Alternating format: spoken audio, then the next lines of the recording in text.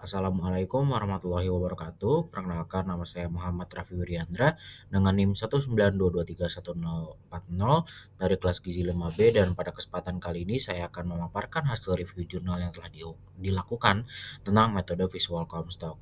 Ini adalah jurnal utama yang saya review, yaitu adalah jurnal dengan judul Analisis Sistem Makanan untuk mengevaluasi kecukupan asupan pada lansia dan juga menerapkan pengendalian mutu manajemen pelayanan makanan di Panti Jompo Surabaya, yang dimana dipublikasikan tanggal 30 September 2024, yang juga ditulis oleh Ibu Farapti dan juga kawan-kawan. Untuk tujuan dari penelitian kali ini adalah untuk menilai sisa makanan atau food waste sebagai faktor evaluasi kecukupan asupan gizi dan juga pengendalian mutu pelayanan makanan di Panti Jompo.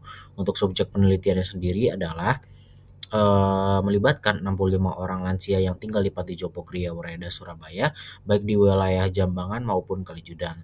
Responden dipilih berdasarkan kriteria inklusi, yaitu berusia lebih dari sama dengan 60 tahun, sehat, dapat berkomunikasi dengan baik, dan juga mampu makan secara mandiri. Lalu ini adalah metode penelitian yang dilakukan, yaitu penelitian ini menggunakan metode deskriptif observasional dengan pendekatan kuantitatif. Pengumpulan data dilakukan melalui observasi langsung terhadap konsumsi makanan dan sisa makanan menggunakan metode visual Comstock selama 7 hari berturut-turut. Yang desain penelitiannya adalah bersifat observasional deskriptif tanpa perlakuan khusus pada subjek, dengan fokus pada pengamatan dan juga analisis data sisa makanan untuk menilai kecukupan gizi.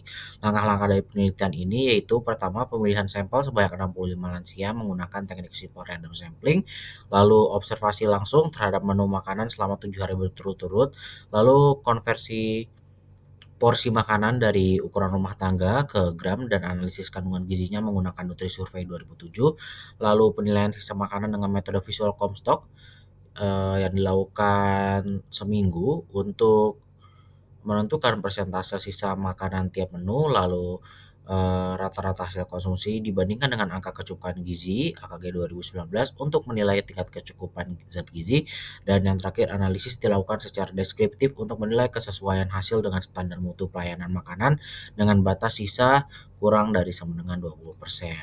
Dan ini adalah hasil dari penelitiannya, yang dimana hasil penelitian menunjukkan bahwa rata-rata kecukupan energi, protein, dan juga karbohidrat lansia masih di bawah angka kecukupan gizi, masing-masing sebesar 77,26%, 83,78%, dan juga 66,24%. Sementara itu, asupan lemak telah mencukupi di angka 101,23%, namun natriumnya melebihi batas yang dianjurkan, yaitu mencapai 165,36%. Asupan seratnya di angka 37,14%, dan juga kaliumnya di angka 27,17%, masih tergolong rendah.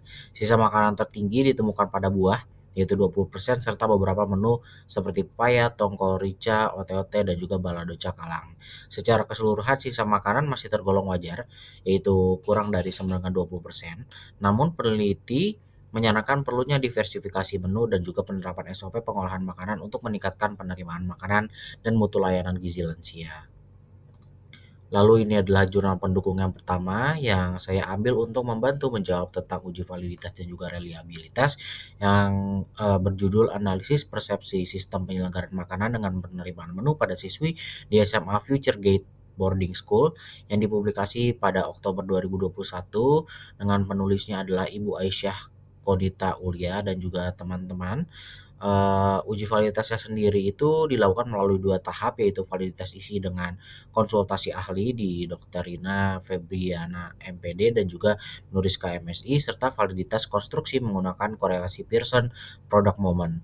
Dari 17 butir pertanyaan, eee, didapatkan 16 dinyatakan valid.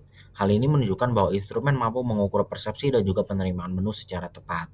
Yang uji reliabilitasnya sendiri itu dilakukan dengan alpha Cronbach dan diperoleh nilai 0,788, yang termasuk kategori tinggi, yang menandakan bahwa kuesioner dan juga observasi memiliki tingkat konsistensi hasil yang baik antar responden. Lalu ini adalah jurnal pendukung yang kedua untuk melihat dari sisi kelebihan dan juga kekurangan metode visual Comstock. Jurnalnya sendiri berjudul Food Waste Perception of Workplace Canteen Users, a Case Study. Tanggal publikasinya sendiri itu di tanggal 25 Januari 2022, yang ditulis oleh Eva Pires dan juga kawan-kawan.